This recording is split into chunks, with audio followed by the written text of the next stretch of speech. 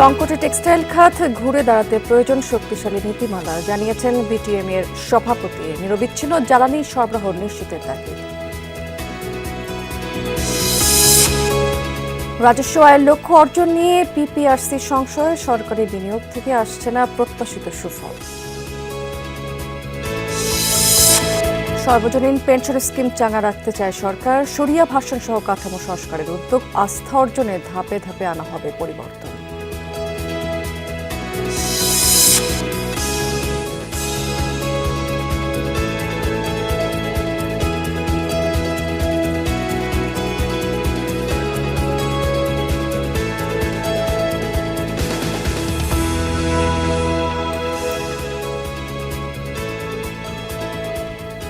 আমন্ত্রণ বিজনেস স্টোরিতে। তখন শিরোনাম দেখছিলেন, আমরা চলে যাচ্ছি পুরো খবর এবং পুরো সময় জুড়ে আপনাদের সাথে থাকবো আমি রাবেয়া স্মৃতি। জ্বালানি সংকট, নীতি সহায়তার অভাব সহ নানামুখী চ্যালেঞ্জে প্রায় 150 টেক্সটাইল মিল বন্ধ রয়েছে। ব্যবসার স্বার্থে নিরবিচ্ছিন্ন জ্বালানি সরবরাহ নিশ্চিত, চাঁদাবাজি বন্ধ এবং স্থিতিশীল রাজনৈতিক পরিবেশ প্রয়োজন। ঘুরে দাঁড়াতে প্রণোদনা নয়, বরং শক্তিশালী নীতিমালা দরকার। সংবাদ সম্মেলনে এমন মন্তব্য করেছেন Bangladesh textile mills association BTM এর সভাপতি শওকত আজিজ রাসেল। বিটিএমএ জানিয়েছে এই সময় যে 2019 সাল থেকে এই পর্যন্ত বন্ধ হয়েছে 234টি সুতা উৎপাদনকারী মিল। যারা টিকে রয়েছে তারাও 60 থেকে 70% সক্ষমতা কাজে লাগাতে পারছে। এই অবস্থায় এলটিসি উত্তরণ হলে গভীর সংকটে পড়বে প্রাইমারি টেক্সটাইল সেক্টর। সংবাদ সম্মেলনে অভিযোগ করা হয়েছে, ভারত থেকে সুতা আমদানি বেড়েছে, এতে ব্যাকওয়ার্ড লিঙ্কেজ ইন্ডাস্ট্রি ধ্বংসের দ্বারপ্রান্তে রয়েছে। ঘুরে দাঁড়াতে প্রয়োজন নীতিগত সহায়তা। কাঁচামাল আমদানিতে বন্ড সুবিধার অপব্যবহার রোধে 30% মূল্য সংযোজনের শর্ত বহাল, কর্পোরেট কর হার 12% নির্ধারণ, পলিয়েস্টার স্ট্যাপল ফাইবারের উপর প্রস্তাবিত 5% আমদানি শুল্ক প্রত্যাহারের দাবি জানিয়েছে এ সময় বিটিএমএ। নেতারা নগদ সহায়তার উপর উৎসে কর প্রত্যাহারের দাবি জানিয়েছেন।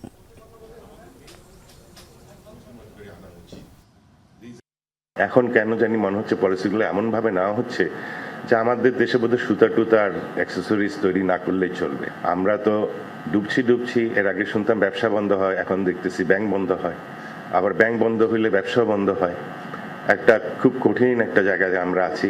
তো সরকারের কাছে আবেদন থাকবে, আপনারা আমাদেরকে সাথে বসেন, কথা শুনেন, আমরা এই রাস্তা দেখাই দিব, আর আমাদের সাথে কাজ করলে ইনশাল্লাহ আপনি ঠকবেন না।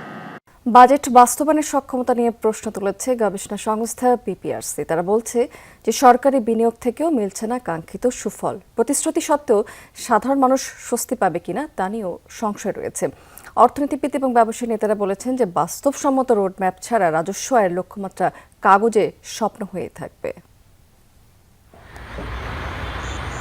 জাতীয় সংসদে পেশকৃত 9,38,000 কোটি টাকার বিশাল বাজেট প্রস্তাবনা নিয়ে জাতীয় সংসদ ও সংসদের বাইরে চলছে পর্যালোচনা। গবেষণা সংস্থা পিপিআরসি আয়োজিত বাজেট বিষয়ক আলোচনা সভায় বাস্তবায়ন নিয়ে সংশয় প্রকাশ করেছেন অর্থনীতিবিদ, গবেষক ও ব্যবসায়ী নেতারা।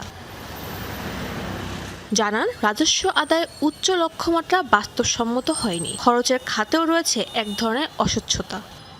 ইমপ্লিমেন্টেশন রোডম্যাপ আমাদের দরকার। আর আরো একটা খুব ভালো সাজেশন দিচ্ছে, আমি মনে করি বাজেটের আরেকটা 4th চ্যাপ্টার অ্যাড হওয়া উচিত। Either in the budget or in the জুনের মধ্যে বাজেট প্রেজেন্টেশনটা হয়ে যাওয়া উচিত। জুলাইতে এখন আগামী বছর থেকে আশা করি ইমপ্লিমেন্টেশন রোডম্যাপ এবং একটা 3 monthly progress monitoring on outcome indicators বাস্তবায়নের জন্য স্বচ্ছ পথ নকশার তৈরির তাগিদ দিলেন বিশ্লেষকরা। বললেন, সংস্কারের পাশাপাশি সরকারি খরচে অপচয় রোধ করতে হবে, ভাবতে হবে অপ্রয়োজনীয় প্রতিষ্ঠান বন্ধের কথাও। উপরের যে রেশিওটা এটা কমে আসতো, কিছুটা কমিয়ে আনা সম্ভব হতো যদি না ওই জাতীয় রাজস্ব বোর্ড ব্যতীত বহির্ভূত যে কর এবং কর ব্যতীত প্রাপ্তি, কারণ এই দুটোরই উৎস কিন্তু সরকারি প্রতিষ্ঠান, সরকারের সেবা ধর্মীয় প্রতিষ্ঠান, কোম্পানি, তাদের কাছ থেকে দেখা যাচ্ছে একবার বেশ কয়েক বছর ধরেই বা অতীতেও দেখা যাচ্ছে ওদের এস্টিমেট কিন্তু বাড়ানো হয় না, ওদের লক্ষ্যমাত্রা বাড়ানো হয় না। ব্যবসা সহজ করতে নানান সুযোগ সুবিধার ঘোষণাকে স্বাগত জানিয়েছেন ব্যবসায়ী নেতারা। জানালেন, আমলাতান্ত্রিক জটিলতা আর জ্বালানির সংকট মিলিয়ে বিনিয়োগে এক ধরনের স্থবিরতা তৈরি হয়েছে। যে ডিমান্ড সেটার একটা আকস্মিক ঘাটতি, সেটা মানে দীর্ঘদিনের ওই যে ট্রাম্পের শুল্ক প্লাস ইরানের সঙ্গে যুদ্ধ সব মিলিয়ে বোধহয় একটা অনিশ্চয়তার কারণে এই স্থবিরতা। তো এই দুটো জায়গার স্থবিরতা যদি না কাটা যায় দ্রুত, তাহলে বিনিয়োগে লোকজন উৎসাহিত হবে না। আবার এটাও বলা যায় যে বিনিয়োগ যদি আবার খুব না আসে, তাহলে আবার স্থবিরতা কাটানোর ক্ষেত্রে হয়তো একটা চ্যালেঞ্জ হবে। জলবায়ু পরিবর্তনের ধাক্কা সামলে নেওয়ার প্রস্তুতি নেই এমন তথ্য তুলে ধরে আলোচকরা জানালেন বাজেটে নেই স্পষ্ট দিশা। শিক্ষা, স্বাস্থ্য, কৃষিতে বাড়তি বরাদ্দ প্রয়োজন। শাজদিন অন্তরা, যমুনা নিউজ, ঢাকা। নানা কারণে কয়েক বছর সর্বজনীন পেনশন স্কিম থেকে মুখ ফিরিয়ে নিয়েছে সবাই, তবে আগের সরকারের নেওয়া এই উদ্যোগ অব্যাহত রাখতে চায় বর্তমান সরকার। আস্থা অর্জনে ধাপে ধাপে আনা হবে পরিবর্তনও। আকর্ষণীয় স্কিম কাঠামো সরিয়ে ভার্সন নির্দিষ্ট সময় অর্থপ্রাপ্তির নিশ্চয়তায় আনা হচ্ছে সংস্কার। এ পর্যন্ত জমার পরিমাণ 266 কোটি টাকা। পেনশন কর্তৃপক্ষের নতুন নির্বাহী চেয়ারম্যান জানিয়েছেন যে আস্থা অর্জনের সর্বোচ্চ সব ধরনের পদক্ষেপ নেওয়া হবে।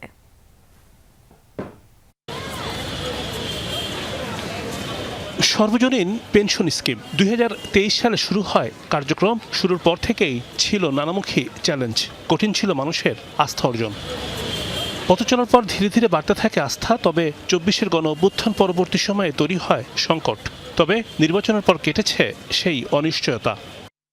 4টি স্কিমে ধীরে ধীরে বাড়ছে বিনিয়োগের পরিমাণ। প্রগতি স্কিমে হয়েছে সবচেয়ে বেশি বিনিয়োগ, যার পরিমাণ 124 কোটি 29 লাখ টাকা। এরপর সমতা স্কিমের অবস্থান। এই স্কিমে জমার পরিমাণ 54 কোটি 84 লাখ টাকা।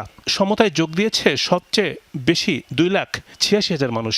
সুরক্ষা স্কিমে যুক্ত হয়েছেন মোট 64,989 জন। জমার পরিমাণ 76 কোটি 51 লাখ টাকা। আর প্রবাসী স্কিমে জমার পরিমাণ 10 কোটি 94 লাখ টাকা।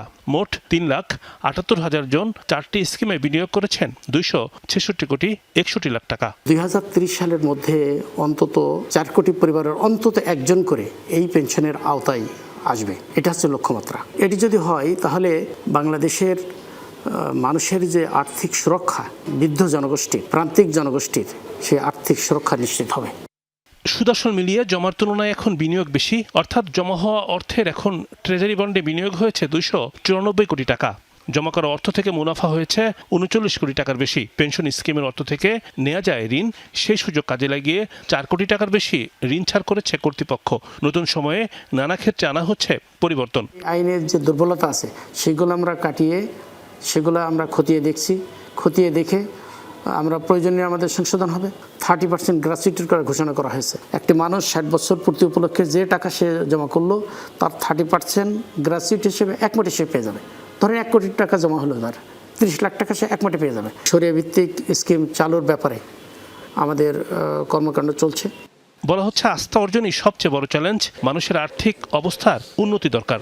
স্বল্প আয়ের মানুষ তারা কিন্তু ওই দীর্ঘকালীন এর দিকে, অর্থাৎ বর্তমান আর্থিক বা সংগতির অবস্থায় এমন একটা চাপের মধ্যে থাকে যে তারা ভবিষ্যৎ নিয়ে চিন্তা করার খুব একটা সুযোগ থাকে না বা সামর্থ্য থাকে না। কাজেই ওই সামর্থ্যটা যেহেতু থাকে না, তার জন্যে যদি এই ধরনের একটা স্কিম এটা যদি তাদের কাছে আকর্ষণীয় মনে না হয়, তাহলে কিন্তু তারা সহজে আগ্রহী হবেন না। ট্রেজারি বন্ড ছাড়া আপাতত অন্য কোনো জায়গায় অর্থ বিনিয়োগ করবে না জাতীয় পেনশন কর্তৃপক্ষ। রিমন রহমান, যমুনা নিউজ, ঢাকা। টেক্সটাইল খাতে গবেষণায় পিছিয়ে রয়েছে বাংলাদেশ, অথচ মুসলিম দিয়ে শুরু হওয়া এই বাংলাদেশিদের এই খাত নিয়ন্ত্রণ করার কথা ছিল বিশ্ববাজার। বাংলাদেশ টেক্সটাইল বিশ্ববিদ্যালয়ের বুটেক্স আয়োজিত 4র্থ আন্তর্জাতিক টেক্সটাইল এবং প্রকৌশল সম্মেলনে শিক্ষামন্ত্রী এই হতাশার কথা জানিয়েছেন। সকালে বুটেক্স অডিটোরিয়ামে তিনি বলেছেন যে পর্যাপ্ত গবেষণা না হলে আগামী দিনের চ্যালেঞ্জ মোকাবেলা সম্ভব নয়। পাটজাত দ্রব্যের ক্ষেত্রে সন্তোষজনক অগ্রগতি হচ্ছে না বলে মন্তব্য করেছেন মন্ত্রী। দেশের টেক্সটাইল শিক্ষা এবং প্রাতিষ্ঠানিক গবেষণার মধ্যে বর্জ্য পরিশোধন প্রক্রিয়াকেও অন্তর্ভুক্ত করার তাগিদ দিয়েছেন তিনি। এতে এই সম্মেলনে বক্তা ছিলেন নেদারল্যান্ডসের স্বাস্থ্য মন্ত্রণালয়ের জুট এবং কোকোয়া সেক্টরের টেকনিক্যাল ওয়ার্কিং গ্রুপের chair Michelle cocaine.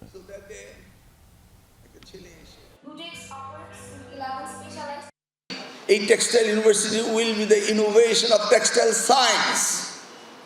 That's how we have to go. And today, the researcher, you will give the findings. How we could become the textile science leading the global textile. রাজধানী কচু ক্ষেতের পুল পাড়ে তামান্না complex এলাকায় garments শ্রমিকদের সাথে পুলিশের ধাওয়া পাল্টা ধাওয়ার ঘটনা ঘটেছে। শ্রমিকদের অভিযোগ যে ঈদের আগে তাদের অর্ধেক বেতন পরিশোধ করা হয়, সে সময় বাকি টাকা পরে দেওয়ার আশ্বাস দেওয়া হয়েছিল। তবে ঈদের ছুটি শেষে কর্মস্থলে এসে তারা কারখানা বন্ধ পান। এছাড়া গত 2 মাস ধরে নিয়মিত বেতন না দেয়া এবং 47 জন শ্রমিককে ছাঁটাইয়ের অভিযোগও করেছেন তারা। এ সময় কারখানা চালু এবং বকেয়া বেতনের দাবিতে সকালে শ্রমিকরা সড়ক অবরোধ করলে পুলিশ তাদের সরিয়ে দেয়। এ সময় পুলিশকে লক্ষ্য করে ইট পাটকেল নিক্ষেপের ঘটনা ঘটেছে। পরে পুলিশ ধাওয়া দিয়ে পরিস্থিতি নিয়ন্ত্রণে আনে। বেশ কয়েকজন শ্রমিককে আটকও করা হয়।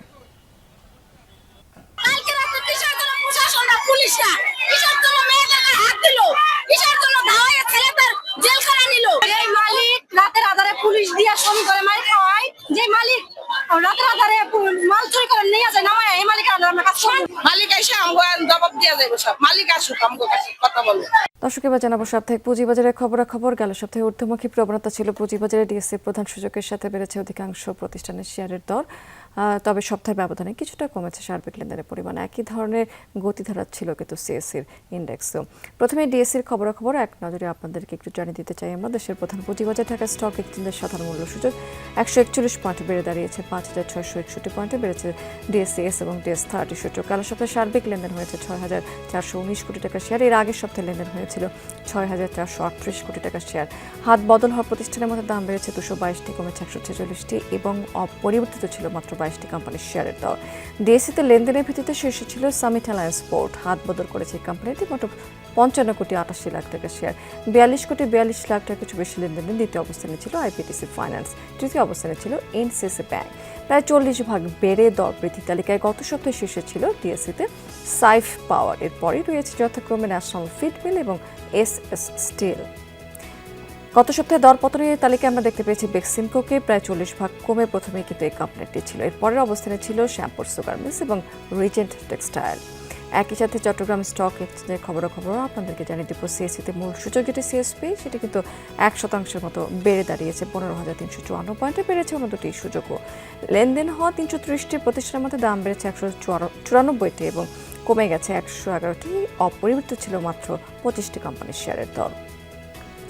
সিএসসিতে গত সপ্তাহে লেনদেনের ভিত্তিতে শীর্ষে ছিল খান ব্রাদার্স পিপি ওভেন। মোট 43 কোটি 16 লাখ টাকা শেয়ার হাত বদল করেছে এই কোম্পানিটি। 24 কোটি 35 লাখ টাকা কিছু বেশি লেনদেন নেই। এর পরের অবস্থানে ছিল ব্যাংক এশিয়া এবং তৃতীয় অবস্থানে ছিল এশিয়াটিক ল্যাব। 7 দিনের জন্য হরমুজ প্রণালীতে জাহাজ চলাচলের ফি মওকুফের সিদ্ধান্ত নিয়েছে ইরান। শুক্রবার এই ঘোষণা দিয়েছে এই দেশটি। এক বিবৃতিতে তারা জানিয়েছে, যুক্তরাষ্ট্রের সাথে সই হওয়া সমঝোতা স্মারকের আওতায় আগামী 7 দিন এই জলপথ পাড়ি দেওয়ার জন্য কোনো ফি নেওয়া হবে না। তবে হরমুজ পাড়ি দিতে হলে অন্তত 48 ঘন্টা আগে তেহরানের কাছে ট্রানজিট চেয়ে অনুরোধ পাঠাতে হবে। মেনে চলতে হবে নির্ধারিত নিয়মকানুনও। বিবৃতিতে বলা হয়েছে, জলপথটির কিছু অংশে মাইন থাকায় নিরাপদ চলাচল নিশ্চিত করতে আগে থেকে তেহরানের সাথে সমন্বয় করে রুট এবং সময়সূচি নির্ধারণ করে নিতে হবে। এদিকে স্পেনে শুরু হয়েছে অভিবাসীদের বৈধ করার প্রক্রিয়া। এরই মধ্যে জমা পড়েছে সেখানে 10 লাখেরও বেশি আবেদন। মূলত অবৈধ অভিবাসীদের মূলধারা শ্রমবাজারে যুক্ত করতেই নেওয়া হয়েছে এই সুযোগটি। সরকারি ঘোষণা অনুযায়ী প্রয়োজনীয় কাগজপত্র জমা দিলেই মিলবে অভিবাসনের সুবিধা। স্পেন সরকারের এই উদ্যোগকে স্বাগত জানিয়েছে দেশটিতে বসবাসরত বাংলাদেশিরাও। ঘন্টার পর ঘন্টা দাঁড়িয়ে থেকেও নেই ক্লান্তি। এই অপেক্ষা বৈধ অভিবাসনের জন্য। যে স্বপ্ন নিয়ে ইউরোপে পাড়ি জমিয়েছিলেন, অবশেষে তা সত্যি হতে যাচ্ছে। গোটা ইউরোপ যখন অবৈধ অভিবাসীদের বিরুদ্ধে কঠোর, তখন উল্টো পথে হাঁটছে স্পেন। দেশটির সরকার নথিহীন অভিবাসীদের বৈধতা দেওয়ার ঘোষণা দিয়েছিল চলতি বছরের শুরুতে। এপ্রিলে এসে শুরু হয় সেই প্রক্রিয়ার প্রথম ধাপ। এবার দ্বিতীয় ধাপে প্রথম দিনে জমা পড়েছে 9 লাখেরও বেশি আবেদন। এর মধ্যে আছেন অনেক বাংলাদেশি। পেপার হবে তখন আমরা ওদের সাথে 8 ঘন্টা কাজ করতে পারবো, তাহলে ভালো একটা স্যালারি দিবে, সব সুযোগ সুবিধা পাবো এখানে। আমরা লিগ্যাল ভাবে দেশে থাকার অনুমতি পাইতেছি, প্লাস সরকারকে ট্যাক্স দেওয়ার এরকম একটা সুযোগ পাইতেছি। আমাদের ফ্যামিলির জন্য অনেক ভালো হইতেছে। এই বৈধ হওয়ার সুযোগ যদি 15,000 প্রবাসী বাংলাদেশি পায়, তাহলে বাংলাদেশের যে রেমিডেন্স, এই রেমিডেন্স আমরা হিসাব করছি প্রায় 9 মিলিয়ন ইউরো প্রতি বছর বাংলাদেশের রেমিডেন্সে যোগ হবে। চলতি বছরগুলোতে ইউরোপের অর্থনীতি স্থবির হয়ে পড়লেও স্পেনের প্রবৃদ্ধি ছিল লক্ষণীয়। শ্রমঘাটতি পূরণ সহ নানাভাবে দেশটির অর্থনীতিতে অবদান রেখে চলেছে অনথিভুক্ত অভিবাসীরা। অবৈধ এ বিদেশিদের মূলধারা শ্রমবাজারে অন্তর্ভুক্ত করতেই এ পদক্ষেপ নেয় স্প্যানিশ সরকার। বৈধতা না থাকায় কম মজুরিতে বাধ্য হয়ে হোটেল, রেস্তোরাঁ, কৃষি খামার কিংবা বয়স্কদের সেবা দেওয়ার মতো কঠিন কাজগুলো করতে হতো তাদের। প্রয়োজনীয় কাগজপত্র জমা দেওয়ার পর থেকেই ন্যায্য মজুরিতে কাজ করতে পারবেন তারা। আপাতত জুন মাসের শেষ দিন পর্যন্ত 10 লাখ আবেদন জমা নেওয়ার কথা জানিয়েছে স্পেন সরকার। মাহমুদ সাকিব, যমুনা নিউজ। শাড়ি বা পোশাকের রঙিন দুনিয়াতে ভারতের সুরাট অঞ্চলের সুনাম যথেষ্ট, তবে কর্মপরিবেশ নিয়ে প্রশ্ন উঠেছে। বলা হচ্ছে সুতোয় মিশে রয়েছে শ্রমিকের ঘাম এবং কষ্টের গল্প। প্রচণ্ড গরমের মধ্যেই কাজ করতে বাধ্য হয় অনেকেই ভুগছেন পানিশূন্যতা সহ নানা ধরনের রোগে। দিন শেষে আয় মাত্র $7। মালিকপক্ষ বলছে যে মার্কিন শুল্ক এবং মধ্যপ্রাচ্যে উত্তেজনার কারণে ব্যবসার ভালো সময় যাচ্ছে না, সেজন্য এখনই কুলিং ব্যবস্থায় বড় বিনিয়োগ সম্ভব নয়। ভিতরে ঢুকেই মনে হবে যেন এক জীবন্ত চুল্লি। মেশিন গানগুলো গর্জন করছে, বয়লার থেকে বের হচ্ছে ফুটন্ত বাষ্প, আর ড্রাম ওয়াশার থেকে ছড়িয়ে পড়ছে ধোঁয়া। তীব্র গরমের পাশাপাশি রাসায়নিকের ঝাঁঝালো গন্ধের মাঝেই দিনরাত অবিরাম কাজ চলছে ভারতের সুরাট অঞ্চলের টেক্সটাইল কারখানায়। কারখানার ভেতরে প্রচন্ড গরম, আমরা অনেক ঘামি, মাঝে মাঝে কাজ করতে করতে মাথা ঘোরে, কিন্তু কিছুই করার নেই। আমাদের কোনো বিকল্প নেই। ঘরে 3-3টা সন্তান, তাদের দায়িত্ব নিতে হবে। গরম লাগুক আর যাই হোক, পেট চালাতে কাজ করতেই হবে। বিশ্বের অন্যতম বড় পলিয়েস্টার ও সিনথেটিক কাপড়ের উৎপাদন কেন্দ্র এই সুরাট। প্রতিদিন উৎপন্ন হয় প্রায় 3 কোটি মিটার কাপড়, কিন্তু জলবায়ু পরিবর্তনের কারণে সুরাটের দিন ও রাতের তাপমাত্রা ক্রমাগত বাড়ছে। কারখানার ভিতরের পরিবেশ শ্রমিকদের জন্য অসহনীয় হয়ে উঠছে। উপকূলীয় শহর সুরাট, এখানকার আর্দ্রতার একদিকে আশীর্বাদ আবার অন্যদিকে অভিশাপ। এটি কিছুটা স্বস্তি দিতে পারে, কিন্তু তাপমাত্রা বাড়লে এটি বিপজ্জনক হয়ে ওঠে। এটি একটি শিল্পাঞ্চল, অনেকে কাজ করেন, বিশেষ করে টেক্সটাইল প্রসেসিং সেক্টরে, যেখানে গরম পানি ও বাষ্প ব্যবহার করা হয়। সেখানে কারখানার ভেতরের পরিস্থিতি বাইরের চেয়েও খারাপ। তীব্র গরম থেকে বাঁচতে অনেক কারখানায় একজস্ট ফ্যান এবং বিশেষ কুলিং সিস্টেম বসানো হয়েছে। তবে মালিক পক্ষের দাবি, মার্কিন শুল্ক ও মধ্যপ্রাচ্য উত্তেজনার কারণে সরবরাহ সংকটে ভুগছেন, ফলে নতুন করে বড় কুলিং ব্যবস্থায় বিনিয়োগ করা সম্ভব হচ্ছে না। অনেক কারখানায় পাটের বস্তা ভিজিয়ে তাপমাত্রা কমানোর চেষ্টা চলছে। আমাদের কোম্পানিতে অনেক কুলার রয়েছে, এগুলো থেকে ঠান্ডা বাতাসের সঙ্গে পানির কণা ছড়িয়ে পড়ে, যাতে শ্রমিকরা স্বস্তি পান। আমরা প্রতিদিন তাদের বাটার মিল্ক, ঠান্ডা পানি ও খাবারের ব্যবস্থা করি। গ্রীষ্মকালে এলে শ্রমিকরা গরমের কারণে সমস্যায় পড়েন। এর ফলে কেউ কেউ নিজেদের বাড়িতে ফিরে যান, আবার অনেকে বাধ্য হয়ে থেকে যান। বিশ্বব্যাংকের 2022 সালের প্রতিবেদন বলছে, ভারতের 75% কর্মজীবী অর্থাৎ 38 কোটি শ্রমিক সরাসরি মারাত্মক তাপমাত্রাজনিত ঝুঁকির মধ্যে আছেন। Shahdeen Antara, Jamuna news.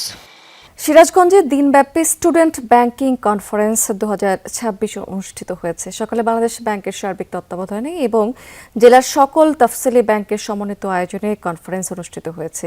NRBC bank পিএলসির উপব্যবস্থাপনা পরিচালক আব্দুল কায়ুম খানের সভাপতিত্বে প্রধান অতিথি থেকে কর্মসূচির উদ্বোধন করেন অতিরিক্ত জেলা প্রশাসক গণপতি রায়। বক্তারা বলেছেন, এই সময় যে শিক্ষার্থীদের মধ্যে সঞ্চয়ের অভ্যাস গড়ে তোলা, ডিজিটাল ব্যাংকিং সম্পর্কে সচেতনতা বৃদ্ধি এই কার্যক্রম গুরুত্বপূর্ণ ভূমিকা রাখবে। পরে অংশগ্রহণকারীদের নিয়ে একটি বর্ণাঢ্য র্যালি বের করা হয় এবং শিক্ষার্থীদের মাঝে শিক্ষা উপকরণ বিতরণ করা হয়। দর্শক, এই ছিল বিজনেস টুডে এখনকার আয়োজনে। এতক্ষণ সঙ্গে থাকার জন্য ধন্যবাদ আপনাদের সবাইকে।